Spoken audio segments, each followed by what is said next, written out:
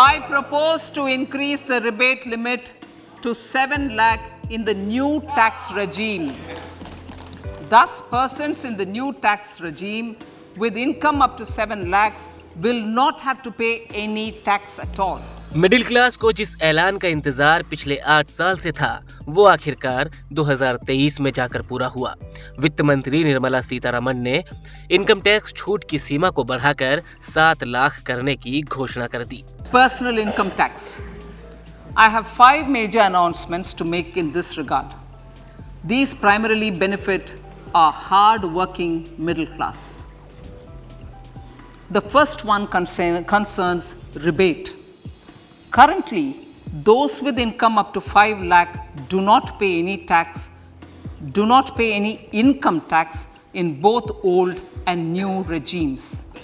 I propose to increase the rebate limit to 7 lakhs in the I propose to increase the rebate limit to 7 lakh in the new tax regime. Thus, persons in the new tax regime with income up to 7 lakhs will not have to pay any tax at all. लेकिन इस छूट का फायदा लेने के लिए नई tax व्यवस्था को चुनना होगा, जो कि सरकार ने 3 साल पहले 2020-2021 में लागू की थी। वित्त मंत्री के ऐलान के मुताबिक उस नई टैक्स व्यवस्था में आयकर की धारा 87A के तहत 7 लाख रुपए तक कोई टैक्स नहीं देना होगा। लेकिन अगर आपकी आमदनी 7 लाख रुपए से 1 रुपये भी ज्यादा है तो 3 लाख रुपए तक की आय पर कोई टैक्स नहीं लगेगा। 3 से 6 लाख की सालाना आय पर 5% की दर से टैक्स लगेगा। 6 से 9 लाख की सालाना आय पर 10% की दर से टैक्स लगेगा। 9 से 12 लाख की सालाना आय पर 15% की दर से टैक्स लगेगा। 12 से 15 लाख की सालाना आय पर 20% की दर से टैक्स लगेगा। 15 लाख से ज्यादा की आय पर 30% की दर से टैक्स लगेगा। सरकार ने टैक्स सिस्टम में बड़ा बदलाव किया है। 3 साल पहले लॉन्च की गई नई टैक्स प्रणाली या जिसे न्यू टैक्स रिजीम भी कहते हैं, अब वही मेन सिस्टम हो गया है। जबकि जो लोग पुराना इनकम टैक्स व्यवस्था में बने रहना चाहते हैं वो उसमें रह सकते हैं, यानी ये वैकल्पिक है। पहले पुराना टैक्स रिजीम डिफॉल्ट था।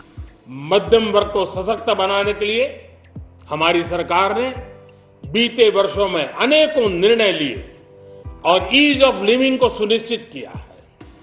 हमने टैक्स रेट को कम किया है, साथ ही प्रोसेस को सिंप्लीफाइड, ट्रांसपेरेंट और फास्ट किया है। हमेशा मध्यम वर्ग के साथ खड़ी रहने वाली हमारी सरकार ने मध्यम वर्ग को टैक्स में बड़ी राहत दी है। यहाँ समझने वाली बात यह है कि अगर आप न्यू टैक्स रिजीम चुनते हैं तो आपको पुराने टैक्स रिजीम से मिलने वाली छूट नहीं मिलेगी। पुराने टैक्स रिजीम में इनकम टैक्स की धारा 80C के तहत 1.5 लाख तक की छूट मिलती है। होम लोन के ब्याज पर 2 लाख की छूट मिलती है। NPS के तहत 50,000 के निवेश पर छूट मिलती है। वहीं 80D के तहत पत्नी और बच्चे के हेल्थ इंश्योरेंस पर भी 25,000 रुपये की छूट मिलती है। 60 साल से ज्यादा उम्र के माता पिता के हेल्थ इंश्योरेंस पर 50,000 की छूट मिलती है। लेकिन 3 साल पहले लागू की गई नई टैक्स प्रणाली में उसमें ये छूट नहीं मिलेंगी।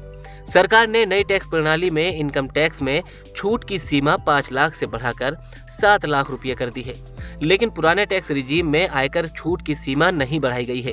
बजट में सरकार ने इनकम टैक्स में छूट का दायरा बढ़ाने की मिडिल क्लास की पुरानी मांग को पूरा किया है। लेकिन शर्त यह है कि इसके लिए आपको न्यू टैक्स रिजीम को चुनना होगा।